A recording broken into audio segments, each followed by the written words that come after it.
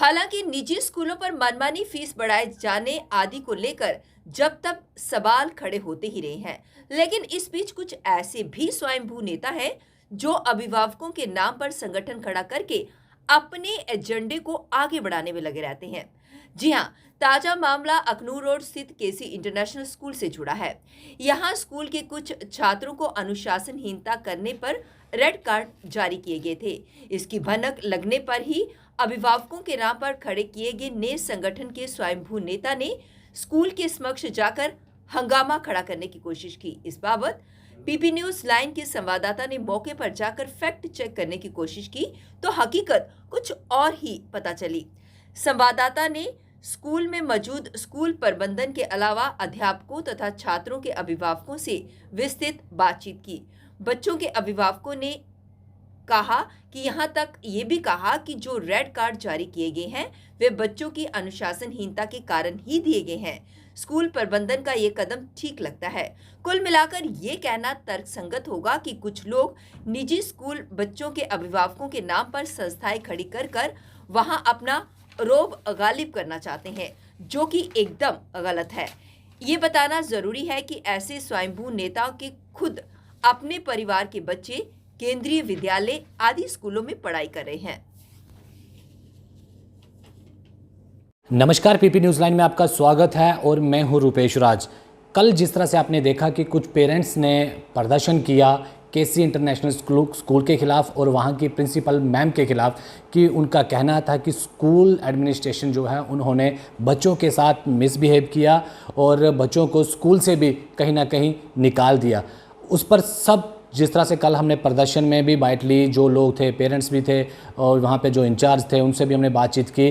क्या पूरी सच्चाई है, आज स्कूल की प्रिंसिपल मैम हमारे साथ मौजूद हैं, इनसे जानेंगे कि आखिरकार कितनी सच्चाई थी जो पेरेंट्स कह रहे थे। मैम, आपसे हम सबसे पहले यही जानना चाहेंगे कि जिस तरह से कल प्रदर्शन किया गया कि बच्चों के साथ स्कूल ने और प्रिंसिपल मैम ने मिसबिहेव किया गया था, क्या पूरी सच्चाई है वो ज़रा दर्शकों को बताएं। Thank you. देखिए, मिसबिहेव या मिसकंडक्ट बच्चों ने स्कूल में किया और ये हमारी जिम्मेदारी है कि अगर बच्चे यहाँ पढ़ाई के लिए आते हैं तो हमें उन्हें डिसिप्लिन में भी रखना है। हमें उन्हें सिखाना है डिसिप्लिन क्या है, क्या सही है, क्या गलत है, उनको इसका डिफरेंस बताना है। और ये बहुत ही सही एज है जब हम बच्चों को सही और गलत के बीच का भेद बता सकते हैं। तो कुछ बच्चों की लड़ाई हुई जिसमें इन बच्चों ने एक दूसरे के शर्ट के पॉकेट को निकाला एंड ये जब पूरी मसले को सामने लाया गया तो कोई भी बच्चा नहीं बोलेगा हाँ मैंने किया है, तो everyone started blaming each other. तो सारे बच्चों को, जो एक पूरा ग्रुप था 8 बच्चों का, उनको बिल्कुल ये डराने के लिए, ताकि उनको ये लगे कि एक बहुत बड़ी बात है और इस पर हमें खुद को करेक्ट करने की ज़रूरत है। तो as a corrective measure and to correct their discipline उनको कार्ड इशू किया गया और ये उसमें लिखा गया कि it is for this time period and it is also allowing you to appear in exam.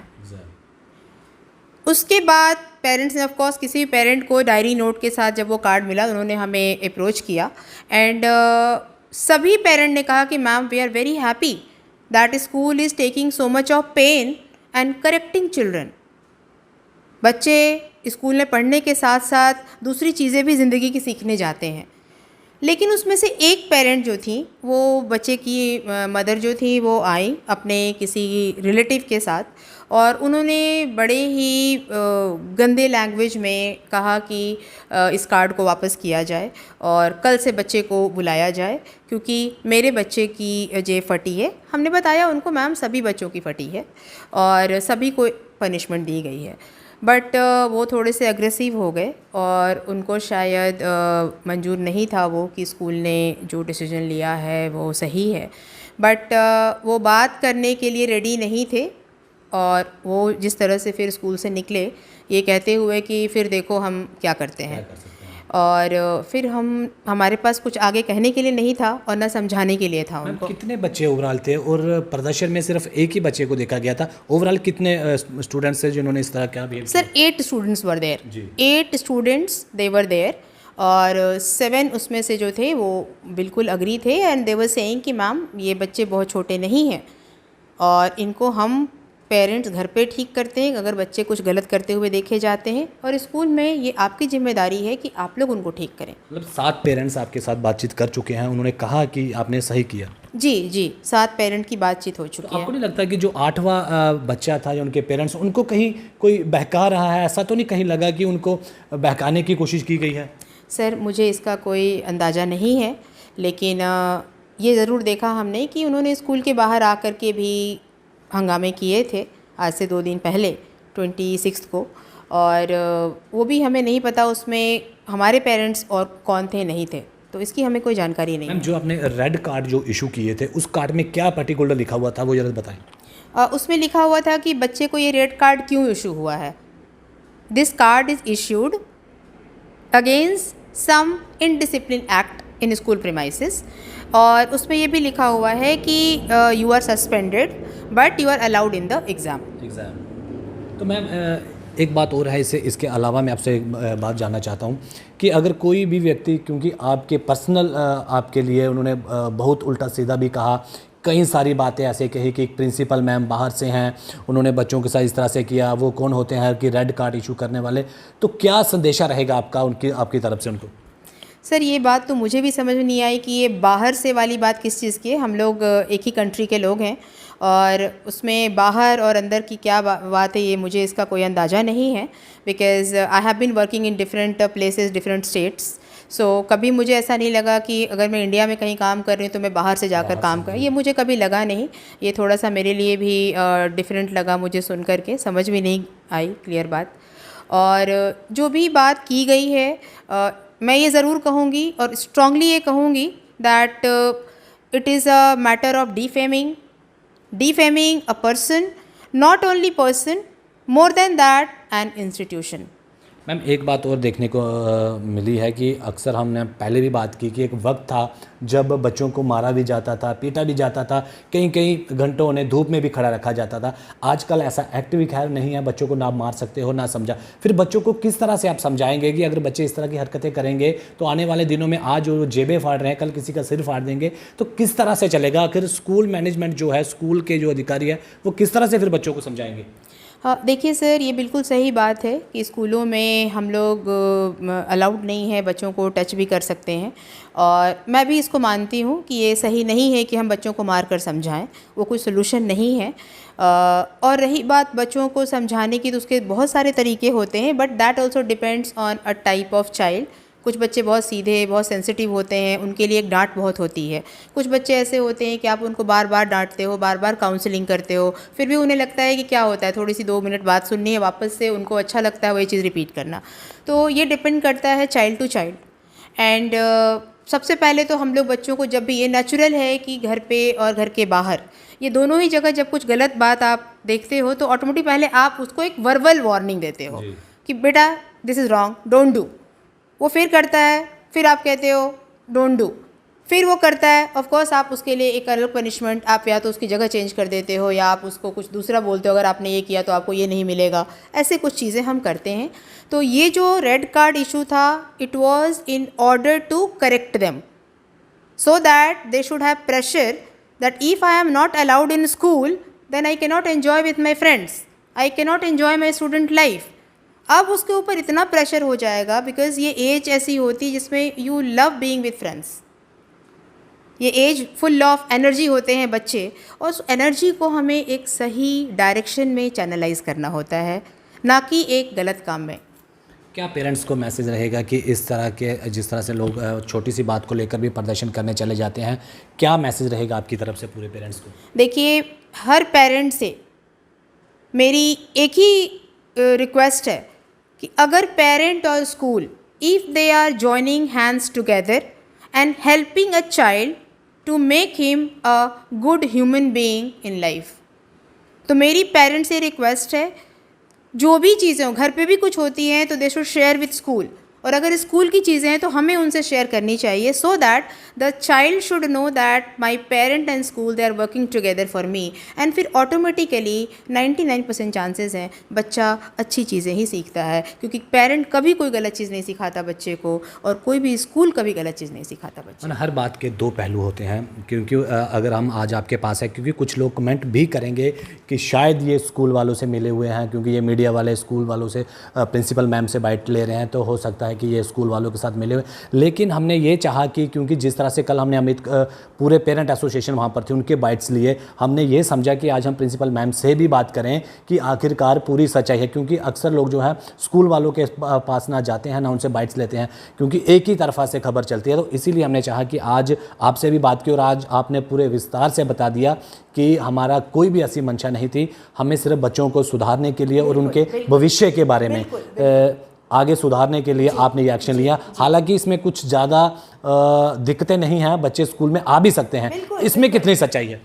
Sir, इसके पहले भी अगर कोई बच्चा कुछ गलती करता है, हमें पहले उसको वर्बल बोलते you are not allowed in the school 2 days, लेकिन शाम को पेरेंट कॉल कर लिया या बच्चे ने ही कॉल कर लिया कि ma'am I will not repeat, I am realising my mistake, one answer we get come tomorrow to the school, और हम तुरंत बुला लेते हैं बच्चे को, क्योंकि हमें बस उसको ये रियलाइज़ कराना है। एक 9th क्लास का बच्चा सर वो समझता है सही गलत कि जेब फाड़ना गलत है, हमें बस यही मैसेज उसको स्ट्रांगली देना था ताकि बाय मिस्टेक भी वो रिपीट ना करे इस चीज़ को, और उसको देखकर दूसरे बच्चे ना करें। Thank you ma'am. ये हमारे साथ केसी इंटरनेशनल स्कूल की मैम थी, प्रिंसिपल मैम थी, जिन्होंने पूरी बात को पूरे विस्तार से बता दिया, क्योंकि स्कूल में हम बच्चों को इसीलिए भेजते हैं कि बच्चे अच्छी तालीम लें, अच्छी एजुकेशन लें और आगे भविष्य में बढ़े, क्योंकि अगर छोटी छोटी बातों को हम इग्नोर करते रहेंगे तो फिर बच्चा कल को बड़ी गलती भी कर सकता है, और यही वो समय है जब हम बच्चों के लिए सब बच्चों को सुधार भी सकते हैं और उनके भविष्य के बारे में भी। और पेरेंट्स से भी ये अपील है कि इस तरह से अगर कोई भी, हम ये नहीं कहते कि स्कूल वाले ही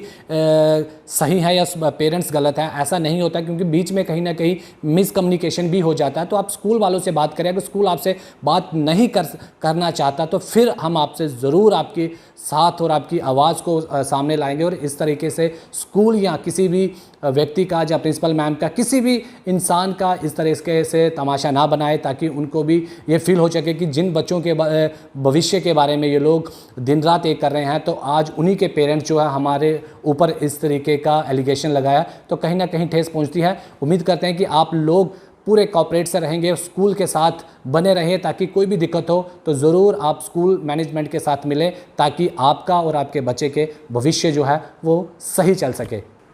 अब कुछ ऐसे एलिगेशंस लगाए गए पेरेंट्स के द्वारा कि जब बच्चों को यहाँ पर लाया गया तो उनसे ये पूछा गया कि आपके पापा क्या करते हैं, आपकी मदर क्या करते हैं, तो इस तरह के सवाल पूछना क्या लगता है आपको सही था, या वाकई में पूछे गए थे, या ये पेरेंट्स का कहना है? ये सर, जो इंसिडेंट हुआ, जो ये पूरी अनटूवर्ड सिचुएशन क्रिएट हुई, इसमें बच्चों के साथ डिस्कशन हुआ, हमने पूरी तहकीकात की कि ये स्टार्ट कहाँ से हुआ, और हमने ये भी अंदाज़ा लगा लिया कि अगर बच्चों को हम आज करेक्ट नहीं करेंगे तो फ्यूचर में इसके जो बैड इफ़ेक्ट्स हैं बच्चे के लिए, ओवरऑल पूरी सोसाइटी के लिए, वो क्या हो सकते हैं। तो being an educator, being a teacher, ये हमारा फ़र्ज़ बनता है कि हम बच्चे को इमीडिएटली करेक्ट करें। कहते हैं कि स्टिच इन टाइम सेव्स 9, तो हमारा फ़र्ज़ बनता है। और I was the eyewitness there when all these things happened.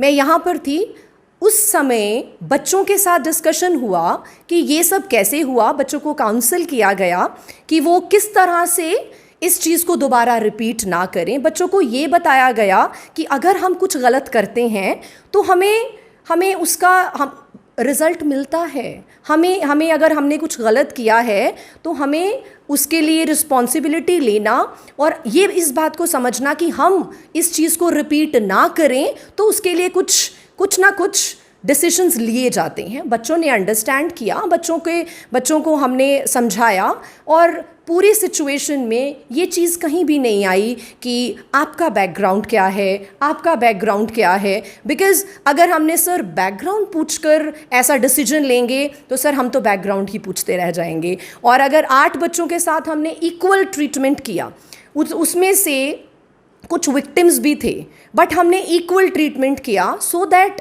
कोई किसी को ब्लेम ना करे, कोई ब्लेम गेम ना खेले। हम एक पूरे स्कूल के लिए, पूरी सोसाइटी के लिए एक अच्छा मैसेज देना चाहते हैं। हम एक अच्छे इंडिविजुअल्स क्रिएट कर रहे हैं, हम नेशन बिल्डर्स क्रिएट कर रहे हैं। हमारे बच्चे आने वाली जनरेशन्स के लिए एक आइडल्स बनने चाहिए, ना कि वो ये बोलें कि वो ऐसा करता था और मैं भी उसको वही फॉलो जो करूँगा। 7 पेरेंट्स आए थे उनका क्या कहना था?